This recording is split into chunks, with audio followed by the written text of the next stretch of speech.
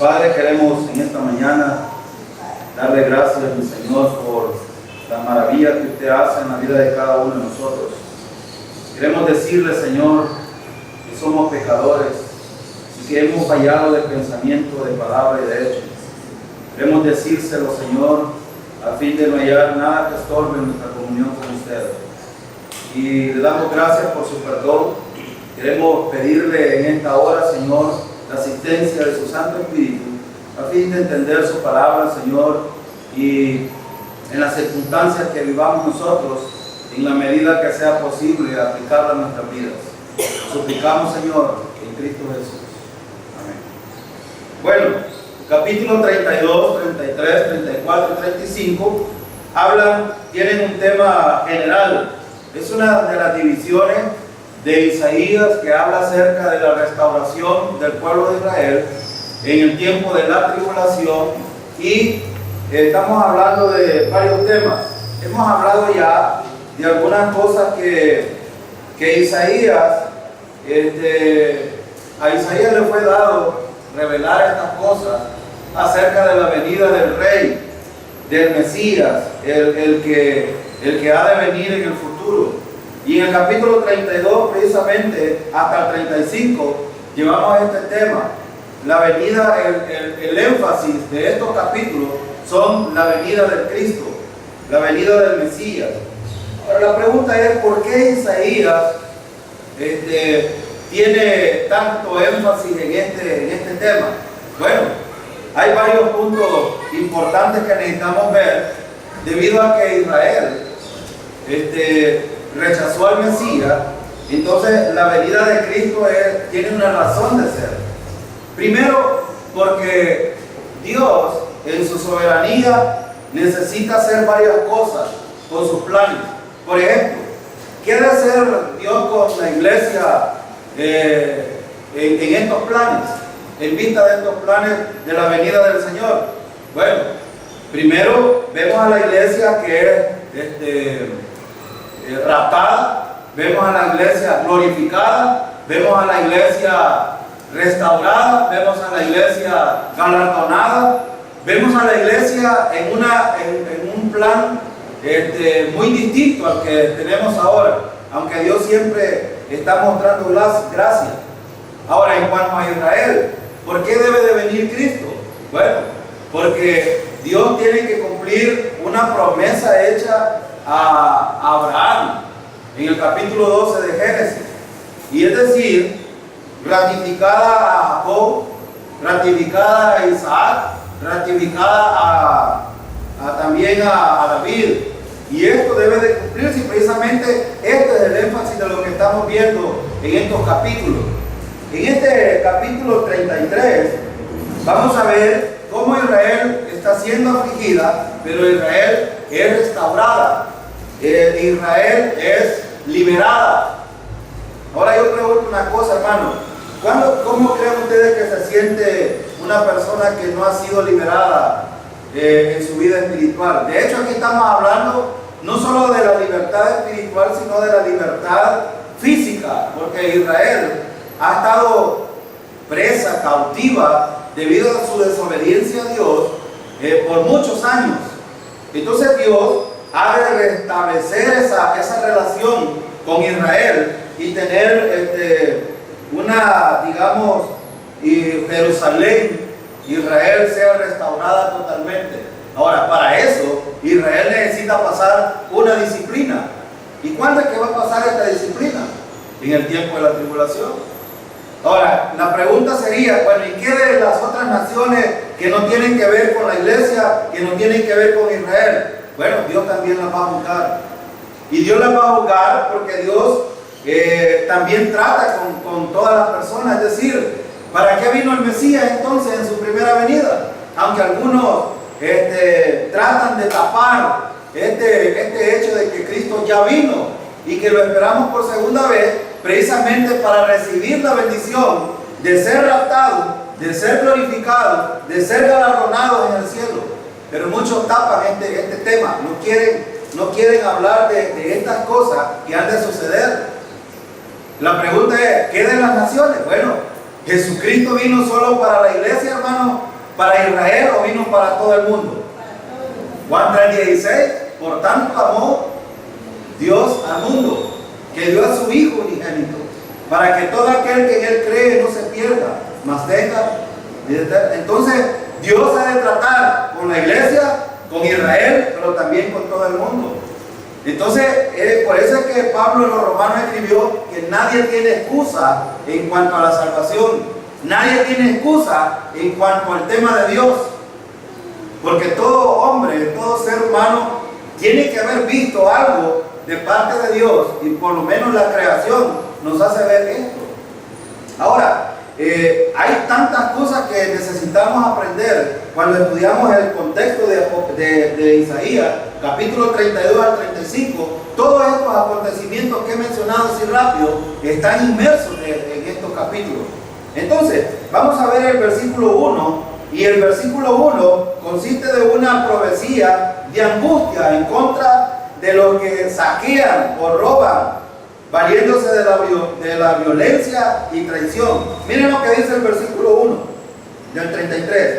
Ay de ti que saqueas y nunca fuiste saqueado, que haces deslealtad, bien que nadie contra ti la hizo.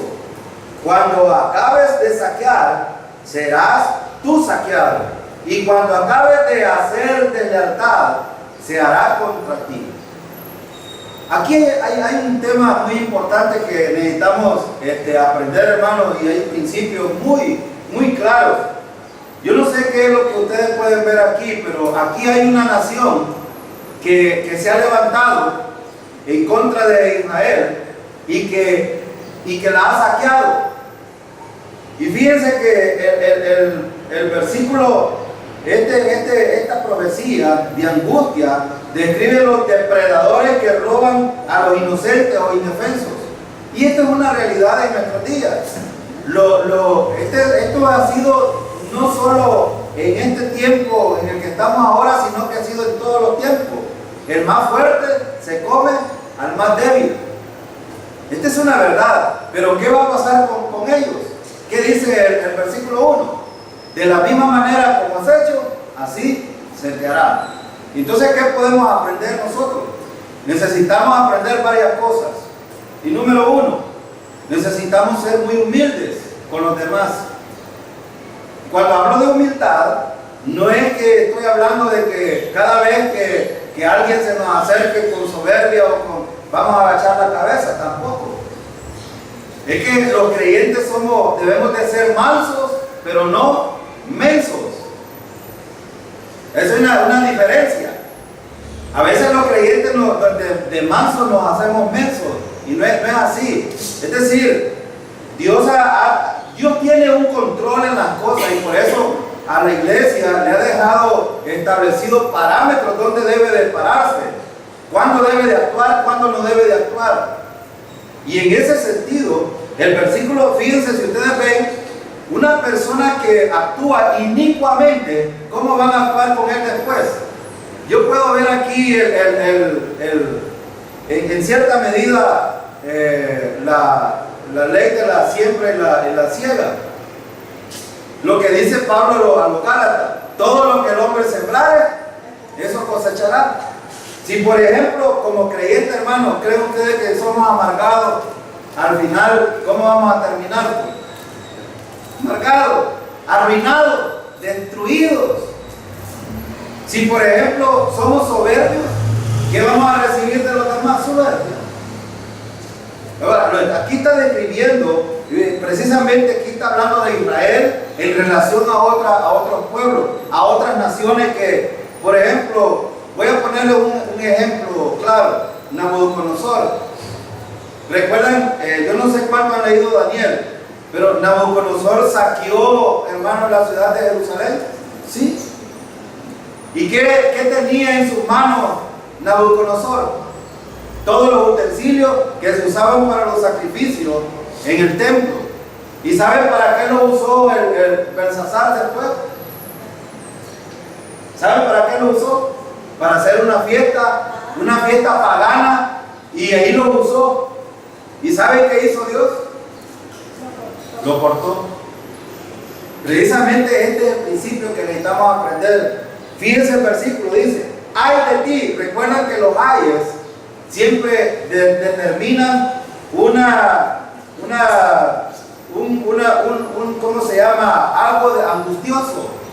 Es decir, es algo tremendo que viene sobre aquellos que actúan de esa manera. Mire lo que dice, ay de ti que saqueas y nunca fuiste saqueado. Ahora, ¿qué quiere decir esto? Fíjense que generalmente las reacciones de las personas cuando alguien actúa mal en contra de ellas actúan de la misma manera. Pero ¿cómo lo estaba haciendo? Si ustedes se fijan, si a veces cuando nos dicen un insulto, nosotros queremos responder con lo mismo, ¿no es cierto? Pero el punto aquí es que no había recibido ningún daño, pero estaba haciendo daño a los demás. Pero mire lo que dice el versículo también, que hace deslealtad. Ahora, hermano, ¿qué hace deslealtad? ¿La deslealtad es buena o es mala? Es mala. Yo quiero hablar de este tema en este sentido. A veces nosotros nos gusta ser leales a los hombres, aún a costa de no serle leal a Dios.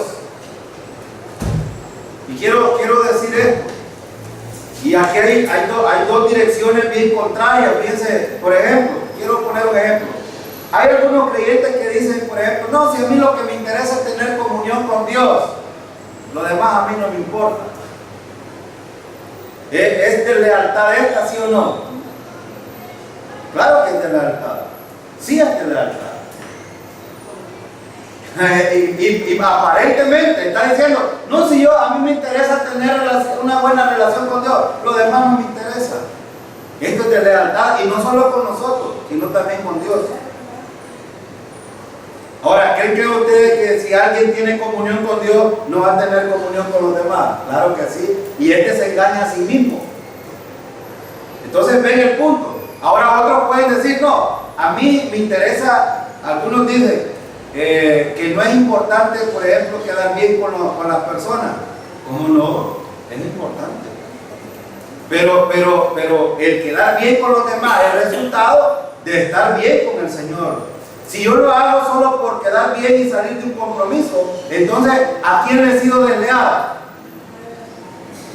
Entonces las dos vías son bien peligrosas, y hay una línea tan delgadita que puede meternos en la deslealtad. Hermanos, la importancia de la vida de un creyente es tener comunión con el Señor, y esto se reflejará en la vida por los demás. Y esta es una verdad, no podemos obviar esto.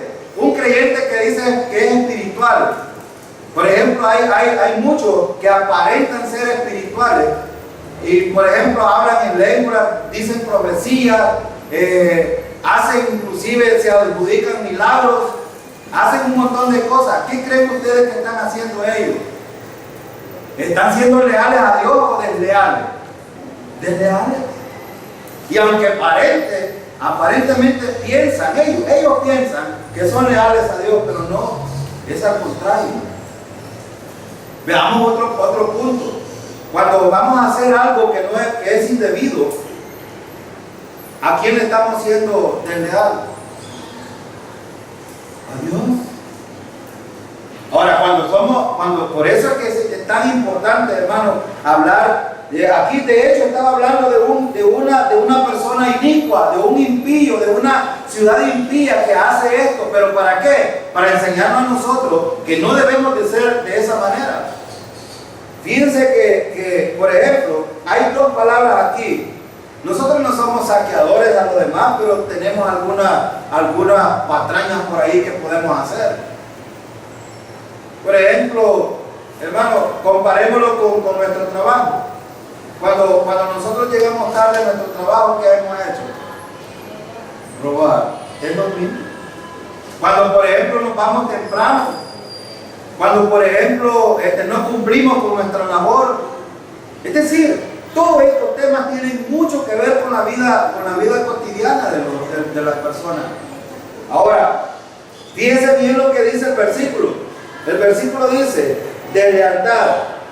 Bien que nadie contra ti la hizo.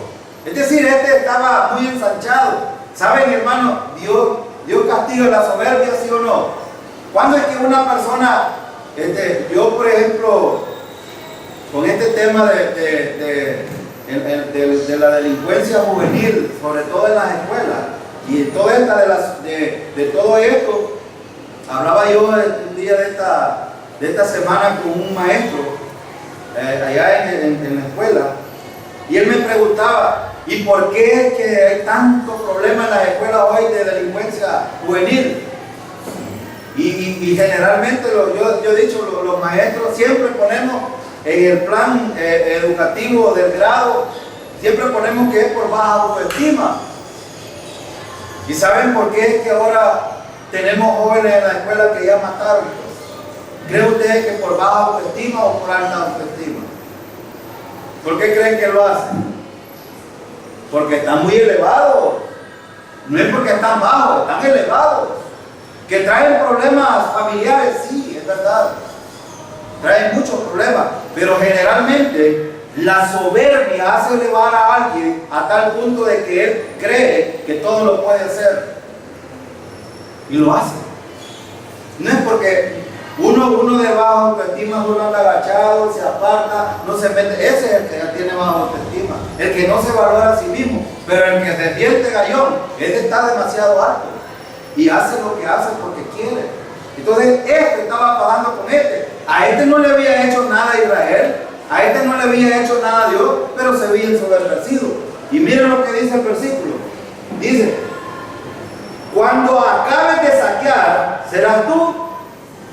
Y dice, y cuando acabes de hacer deslealtad, se hará contra ti. Aquí está el punto. ¿Qué podemos aprender nosotros de este versículo? Cuando somos desleales, hermanos, esperemos el cuerpo, nosotros también. Cuando no somos correctos en nuestra vida cotidiana, como creyentes, esperemos también el resultado de esto. Es decir, el pecado, hermanos, siempre va a traer consecuencias en la vida de los creyentes. No debemos de obviarlo.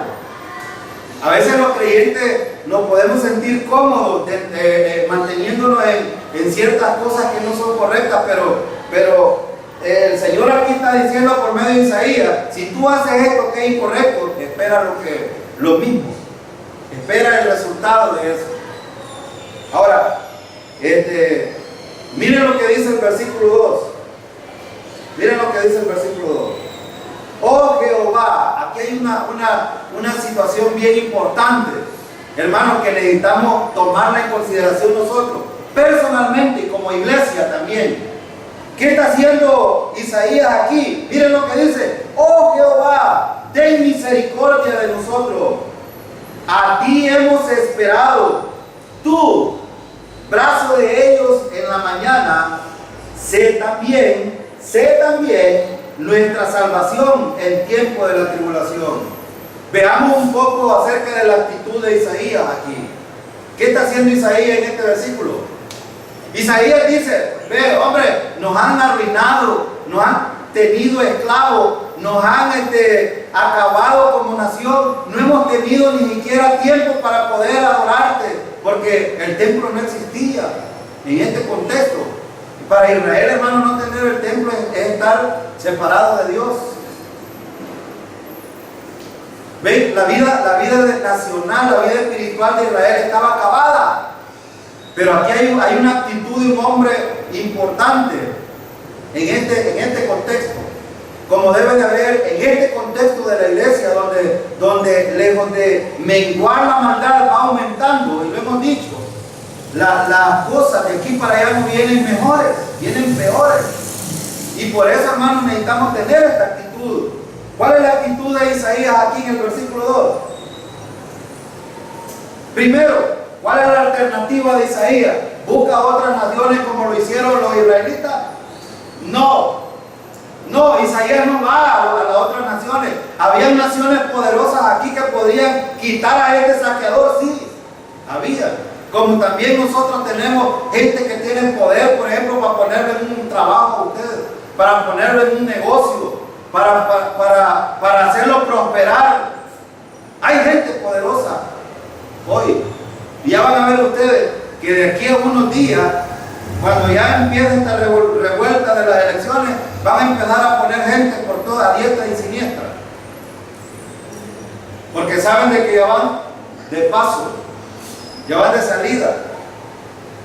Ahora, hay de los creyentes que toleren este tipo de situaciones porque son injustas, son acciones injustas.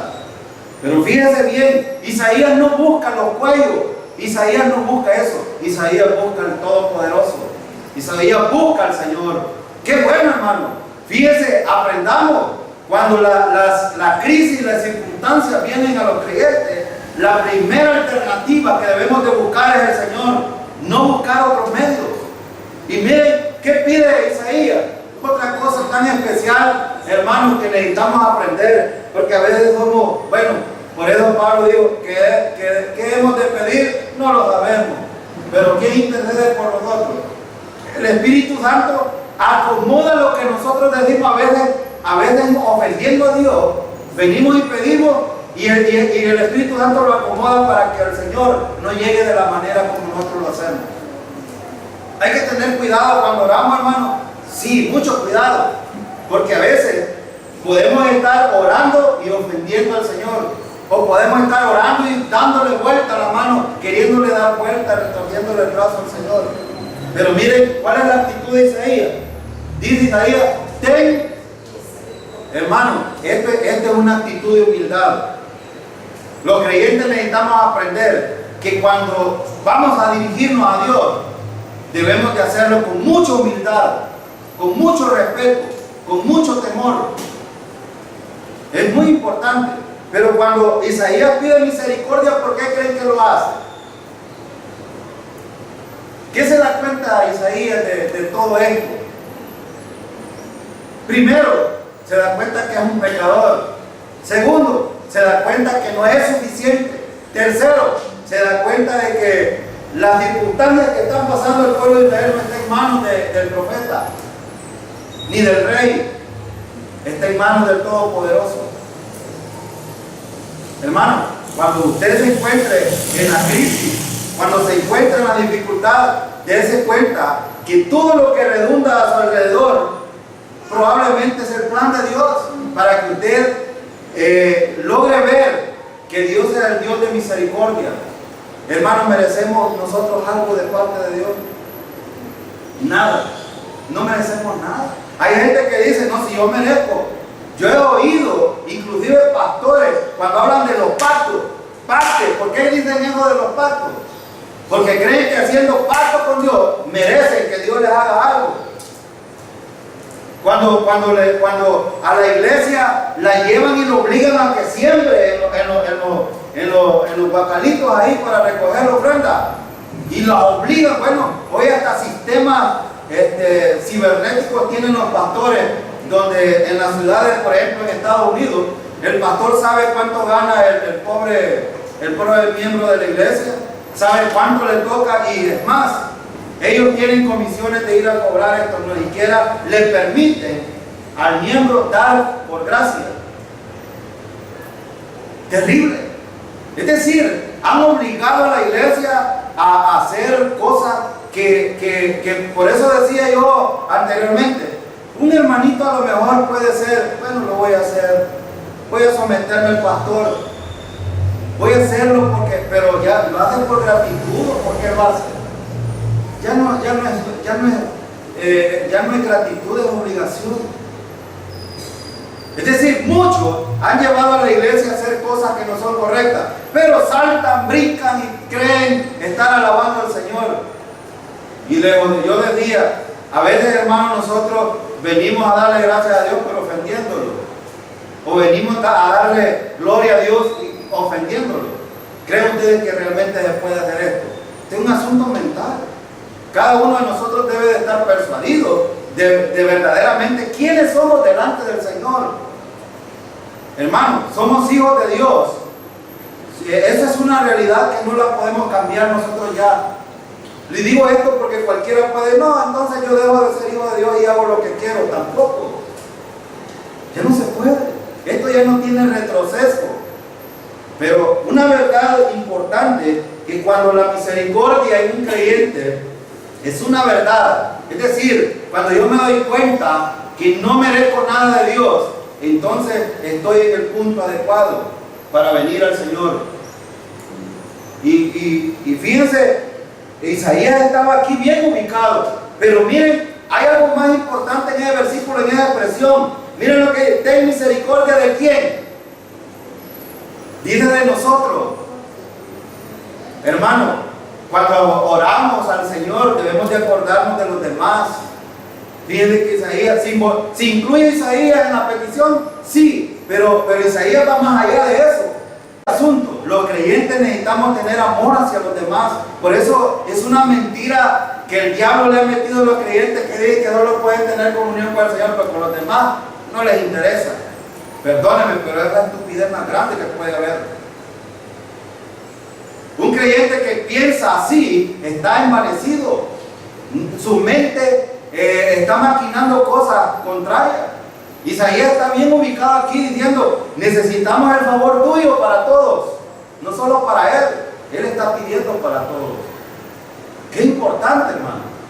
Qué importante. Aprendamos de la actitud de Isaías. Miren lo que dice. Ahora hay otra actitud importante que necesitamos observar en el versículo. Miren lo que dice el versículo. A ti hemos, ¿qué dice el versículo? Esperado. ¿Qué es esta palabra esperado, hermano? Fíjense que la palabra esperado es un gerundio. Es decir, que es una actitud que no solo se enmarca en un punto, sino que es una cuestión constante. Fíjense bien, yo no sé cuánto usted está esperando por un milagro. Yo no sé cuánto está esperando usted por una respuesta por el Señor. Hermano, en esta espera probablemente usted puede estar sufriendo. Bueno, el pueblo de Israel había sufrido. Sí. Yo no sé cuánto usted ha estado esperando. Hay una cosa en la espera, hermano, que debe de ser la actitud correcta de un creyente. No rendirse y el seguir esperando. No rendirse y seguir esperando. Porque si usted se rinde, va a tener problemas serios. Cuando un creyente se rinde en la espera en el Señor, ¿saben qué pasa? Como digo, a mí no me gusta usar esta palabra, pero los creyentes se caen, porque los creyentes no son aguacates, pero de hecho, cuando un creyente deja de esperar en esa línea, ¡pum!, cae y va a caer en serios problemas. Puede venir la depresión, puede venir la desesperación, puede venir la angustia, puede venir tomar decisiones incorrectas, es decir, puede venir un montón de cosas. Isaías está diciendo, a ti hemos esperado. Noten lo que dice esto, a ti, es muy importante, porque está enfatizando esa relación que querían tener. De hecho, hermanos, siempre cuando hablamos del pueblo de Israel, vemos al pueblo de Israel una parte dándole la espalda a Dios, pero había un grupo muy fiel al Señor siempre. Isaías está refiriendo a este grupo, precisamente. Isaías está diciendo, a ti hemos esperado. ¿Qué significa esto? En el tiempo en el que estaba Isaías, estaban angustiados, pero ahora veámoslo hacia el futuro. Hacia el futuro Israel va a ser angustiado, hermano, ¿sí o no? Sí, en el tiempo de la tribulación va a ser terrible para el pueblo de Israel.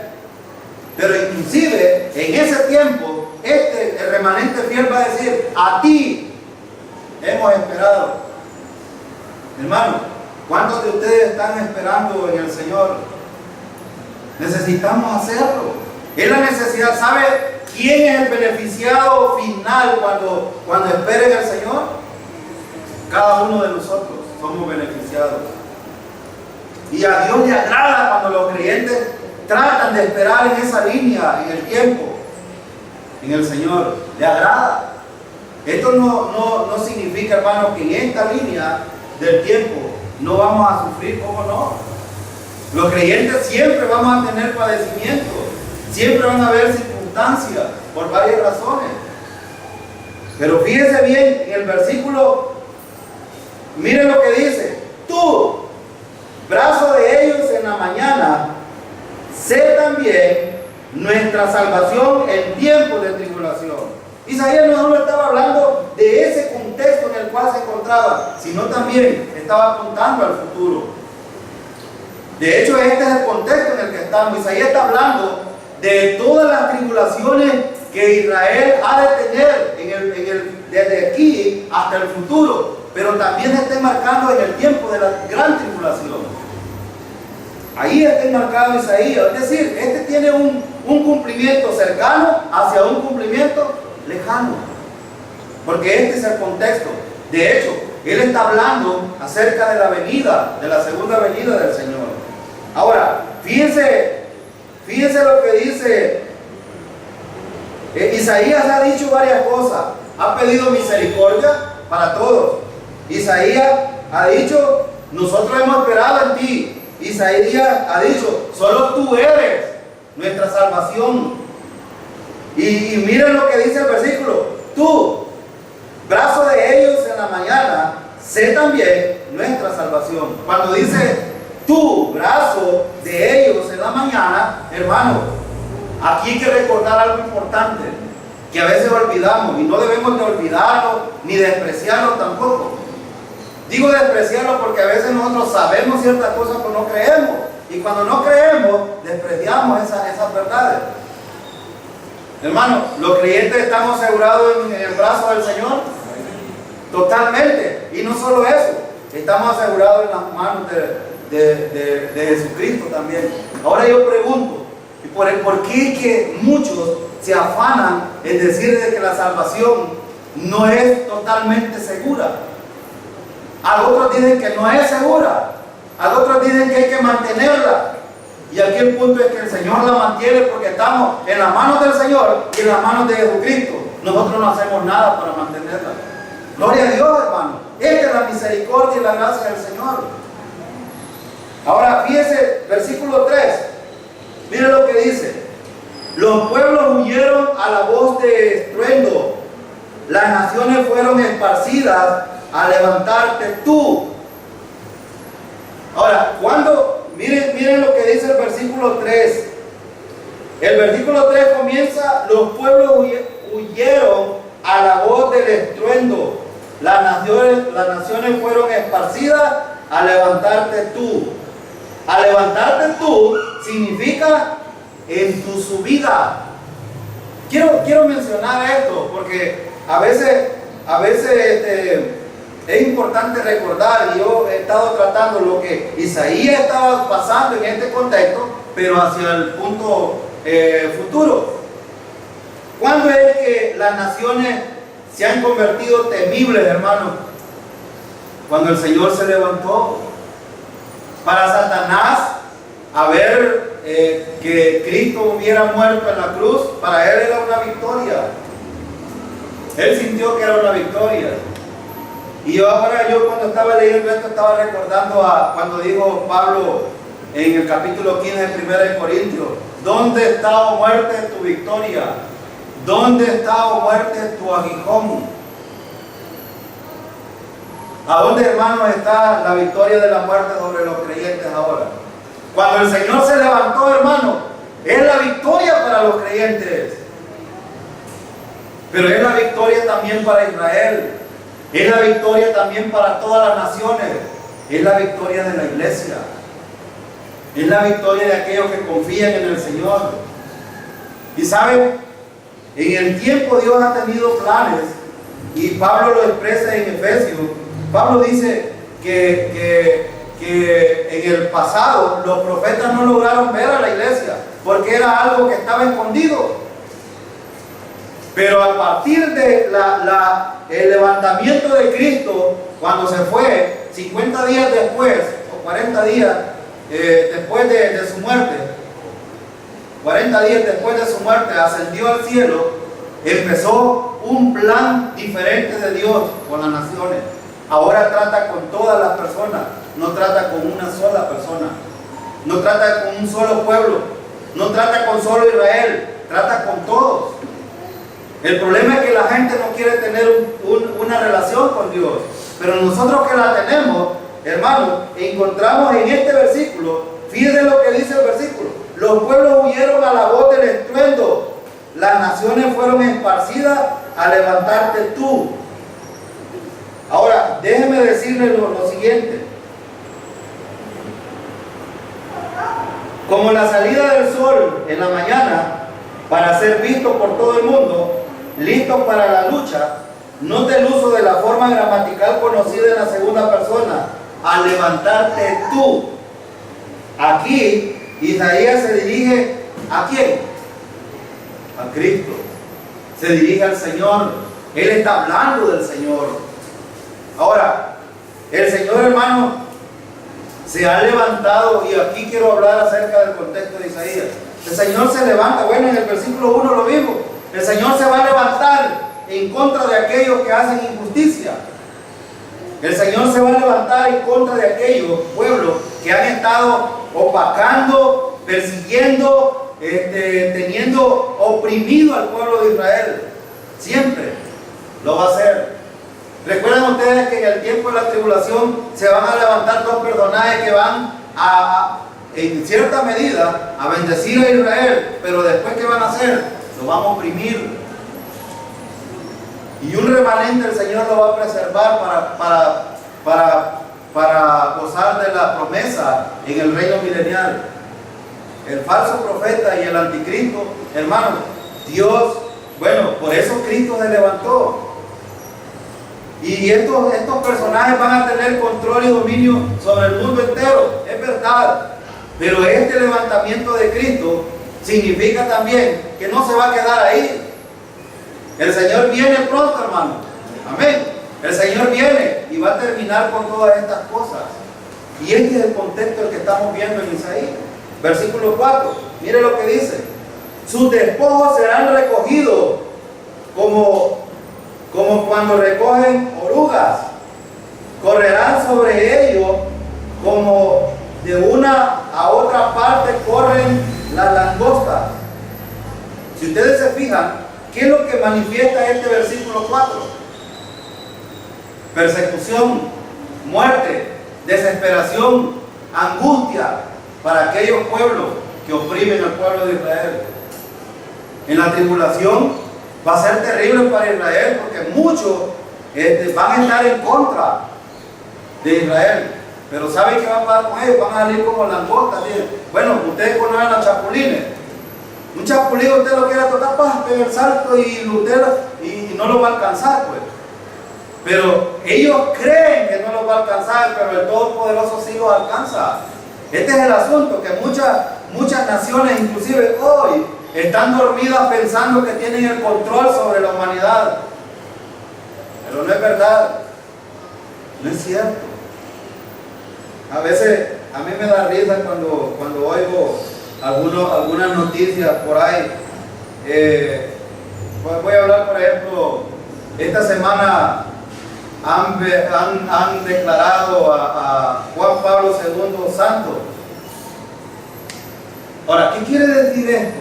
Cuando la gente religiosa oye esto, hay un dominio espiritual que se mueve dentro de todo esto y que abarca a todas las naciones, no solo a una nación. Y digo esto porque también esta semana oí a un sacerdote pedir que todas las iglesias se unan. Cuando yo oigo esto digo, hombre, si es que no estamos tan lejos de la venida del Señor, porque cuando empiece a haber unión de iglesias, imagínense, no vamos a hablar de solo la iglesia católica, vamos a hablar de todas las iglesias, porque el anticristo y el falso profeta van a usar la religión para tener dominio y control sobre el mundo entero, también en la parte espiritual. El ecumenismo es una realidad que va a surgir en el futuro. Ahora, esta gente, de hecho, no está siendo dominada por el Señor. Es Satanás que tiene un andamiaje colocado ya y que está funcionando ahí. Ahora, ahí de esta iglesia, hermanos, que no sea...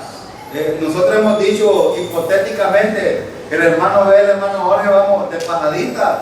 Bueno, yo en 2 o 3 semanas he tenido riesgo de morir, pero el Señor me ha guardado todavía. Yo no sé qué planes tiene Él conmigo, pero fíjense bien, mientras todo esto pasa, la iglesia estará preparada para no unirse en esto. Y ahora voy a hablar del yugo desigual. No solo cuando hablamos de yugo desigual hablamos del matrimonio, pero de hecho aquí hay una relación.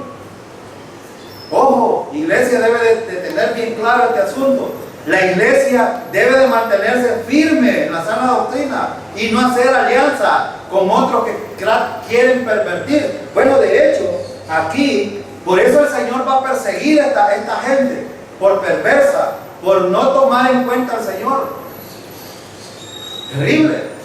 Y en el tiempo de la tribulación va a suceder esto. Un ecumenismo, la iglesia evangélica unida con la iglesia católica y todas las denominaciones, y aquí va a haber una estrechez. Y entre comillas, buscando la paz. Ese es el enfoque. Ahora yo le pregunto, hermano, ¿usted ha leído Romanos capítulo 5, versículo 1? ¿Qué dice? Justificados pues, tenemos paz para con Dios. ¿Necesitamos nosotros la paz mundial para tener paz? Necesitamos tener comunión con el Señor para tener paz, porque la paz es un fruto del Espíritu.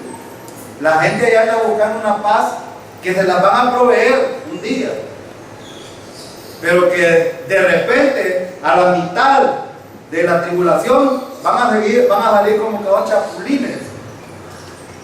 Así es lo que dice el versículo. Sus despojos serán recogidos. Es más, en el tiempo de la gran tribulación, hermanos, va a haber una batalla que se llama Armagedón. Y de esto le encanta a los testigos de Jehová hablar. Pero hermano, pero ni siquiera lo entienden, no tienen la dimensión. Fíjense que gloria a Dios que nosotros ya no estamos aquí en este panorama. No hemos ido con el Señor. Pero fíjense que el hermano Jorge lo mencionaba un día de esto. Que cuando sea esta batalla, los caballos van a caminar sobre esos lagos de sangre hasta el pecho. Imagínense ustedes, terrible.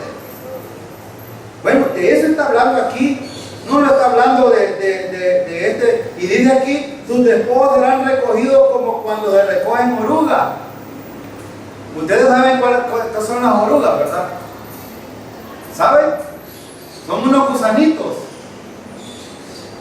¿Y saben quiénes recogen las orugas? ¿Quiénes se comen las orugas? Los pájaros. Hermanos, en el tiempo de la tribulación van a ser convocados todas aves de rapiña a recoger estas oruguitas que van a estar. Bueno, fíjense cómo la compara Dios. Dios dice, van a ser como que fueran unos gusanitos, que van a venir las aves de rapiña y se las van a comer en un instante. Imagínense ustedes la dimensión. Yo solo les estoy dando quizás solo unos pequeños, algunos les dicen en inglés tips, así, ¿verdad? Bueno, yo les estoy dando ciertas cosas de lo que va a suceder, pero si usted lo piensa, hermano, esto va a ser terrible para la gente, terrible. Los pájaros van a venir y van a recoger todos esos desechos de gente que ha muerto por haber dado la espalda a Dios y no haber confiado en Él. Versículo 5, mire lo que dice: será exaltado Jehová, el cual mora en las alturas, llenó a Sión de juicio y de justicia. Esto me encanta, este versículo me gusta. ¿Sabe, hermano? ¿Sabe por qué? Porque de hecho aquí muestra varias cosas de parte del Todopoderoso, de Dios. Primero, Dios es soberano, tiene control de todas las cosas. ¿Y quién es el que será exaltado, hermano? Por eso yo siempre he dicho, en todos los aspectos de la vida de un creyente, cualquier cosa que suceda, cualquier crisis, cualquier situación, siempre va a ser para la gloria de Dios. Amén, hermano. Y eso debe de ser nuestra mirada, ese debe de ser nuestro pensamiento.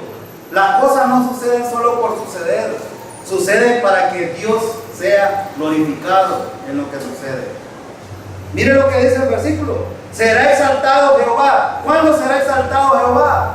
Después de que todo esto haya terminado en la tribulación, el Señor va a ser exaltado. Es más, en Apocalipsis estamos aprendiendo que ya hay un grupo de personas, hay varios grupos de personas en el cielo dándole la alabanza al Señor por lo que Él está haciendo en la tribulación. ¡Qué bueno! Pero también, hermano, los hombres darán la gloria al Señor después de que estas cosas sucedan. Porque después de la tribulación que viene, la venida del Señor y el establecimiento del reino milenial. Y aquí, hermano, el Señor será el que tendrá el dominio, el control, la justicia totalmente. Por eso decía yo el domingo pasado, los hombres somos terriblemente perversos. Pero mire lo que dice el versículo: será exaltado Jehová, el cual mora en las alturas. Hoy mora en las alturas. Pero mire lo que dice: llenó a Sión de juicio y de justicia. Está hablando en tiempo pasado. Aquí, llenó. Pero esta es una verdad que también se mantiene en el tiempo. Cuando Israel sea restituido, hermanos, ¿saben qué es lo que va a hacer Dios? Dios va a hacer juicio y justicia en el pueblo de Israel. Ahora, gloria a Dios que para nosotros ya se hizo justicia. Amén, hermano. Gracias al Señor que Dios ya hizo justicia para nosotros. Y aún hizo justicia para aquellos que no han confiado todavía en el Señor. La justicia fue para todos. Por eso es que Él dice, está hablando en tiempo pasado, no está diciendo en el tiempo futuro. ¿Por qué? Porque Él ya lo hizo. Pero ¿cuál es el problema? La gente se ha amado más a ellos mismos, al sistema, han amado más otras cosas en vez de amar el sacrificio del Señor. El Señor ya nos amó, el Señor nos hizo juicio y nos hizo justicia. Y no por eso Dios imputó todos nuestros pecados en Cristo y pagó el precio por nosotros, pues. Ahora, ¿cuánto necesita pagar la persona para que sea justificado? Nada, porque el precio ya ha sido pagado en la cruz. Tanto para judíos, para griegos, para cualquier nación, Cristo ya pagó el precio. Y Él hizo justicia. Y de eso está hablando este versículo aquí. Él está hablando de la justicia que proviene de Dios en favor de los que no merecen esa justicia. Pero Él lo hizo por medio de Cristo Jesús. Amén, hermano. Versículo 6. Mire lo que dice: y reinarán en tus tiempos la sabiduría y la ciencia y abundancia de salvación. El temor de Jehová será su tesoro.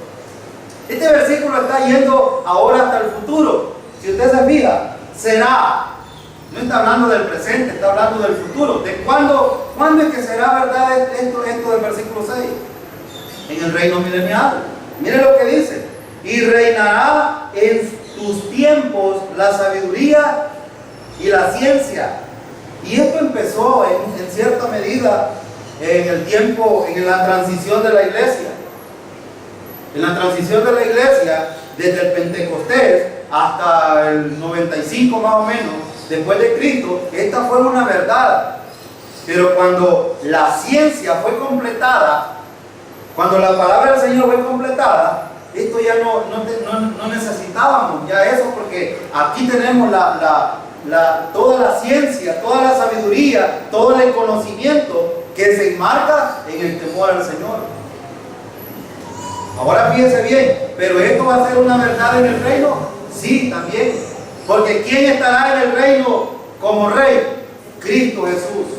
¿Necesitamos un mejor rey, hermanos, para ese tiempo? No. Ahora el versículo 6 es muy importante, dice: y reinarán en tus tiempos.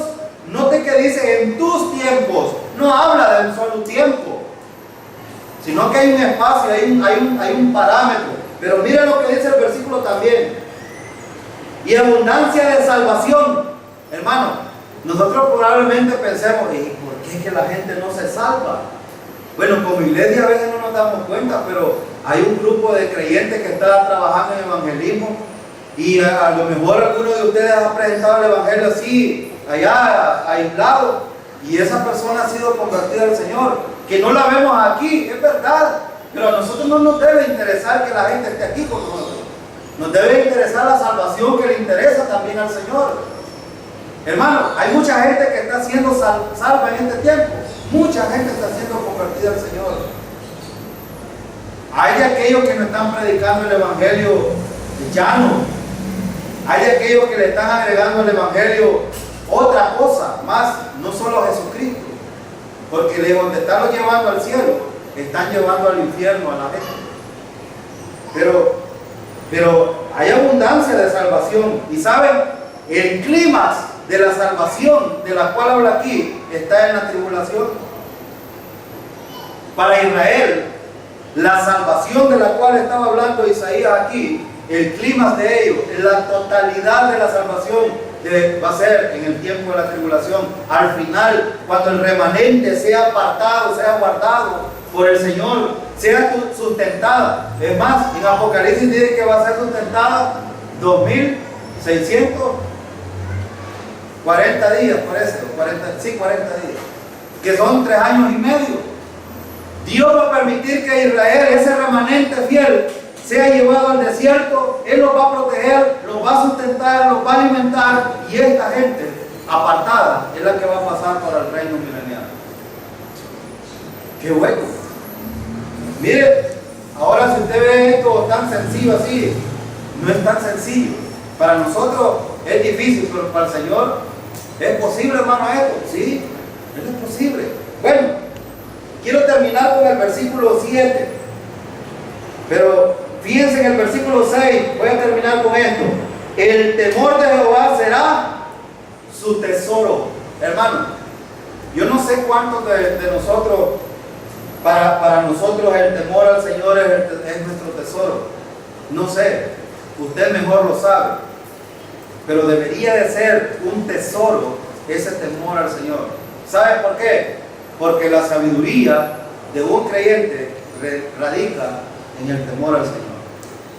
Si nosotros no tenemos temor al Señor, vamos a ir como se desvía cualquier alguien perdido. Nos vamos a perder, pues. Nos vamos a desviar. El temor al Señor es muy importante en la vida de un creyente. Ahora, no está hablando de miedo aquí. Isaías no está hablando de miedo. Isaías está hablando de respeto a Dios. A mí me pasó algo esta semana, el jueves, que por andarme metiendo en cosas que no debo, me dieron una lección. Se los digo con vergüenza, se los digo aquí. Pero ¿saben qué? El Señor me apartó de esa cosa. El Señor me apartó. Y yo le doy gracias al Señor que me haya apartado. ¿Saben por qué? Porque yo conozco los tiempos del Señor. En el sentido de que cuando veo, y aquí es donde nosotros necesitamos esa sabiduría, por eso le estoy diciendo. A veces uno puede estar altercando con la gente. En nuestro trabajo a veces tenemos gente necia y a veces uno quiere estar ahí. Y el Señor le dice, no, apartate, que esto te conviene. Y eso fue lo que el Señor me mostró el día jueves a mí, apartarte de eso. No te conviene como creyente. ¿Y saben qué? Yo estaba enfurecido. Estaba lleno de ira. Y después recapacité y dije, hombre, Señor, si es que tú me has apartado y estoy airado, entonces te estoy ofendiendo. Estoy hablando de mí, hermano. Estoy hablando de la soberbia en la cual puede caer uno cuando se aparta del temor al Señor. Y cuando caí cuando leí este versículo, dije yo, bueno, el todo para el ser humano, es decir, para los creyentes, el tesoro más preciado para un creyente debe de ser el respeto a Dios. ¿Sí o no, hermano? Debe de serlo. Debe de serlo. Si no respetamos a Dios, hermano, vamos a ver a diestra y siniestra y vendrán las consecuencias después. Lamentablemente Dios es así. Y como Él es soberano y hace como a Él le place, entonces el Señor nos muestra. A usted y a mí le va a mostrar, mira, esto no te conviene, esto te conviene, haz esto, no hagas esto. El Señor siempre lo va a decir. El Espíritu Santo nos va a insistir a nosotros, esto no, esto sí, esto no. Hay de nosotros si por orgullo, por soberbia, por lo que sea, somos movidos a hacer lo que no es correcto. Hay de nosotros, hermano.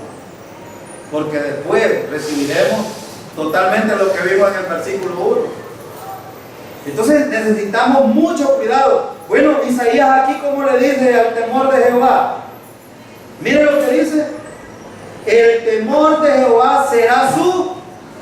¿para quién? En este caso para el pueblo de Israel, pero para nosotros también hoy debe de serlo. Hermano, es muy importante respetar a Dios. Es muy importante tener el respeto.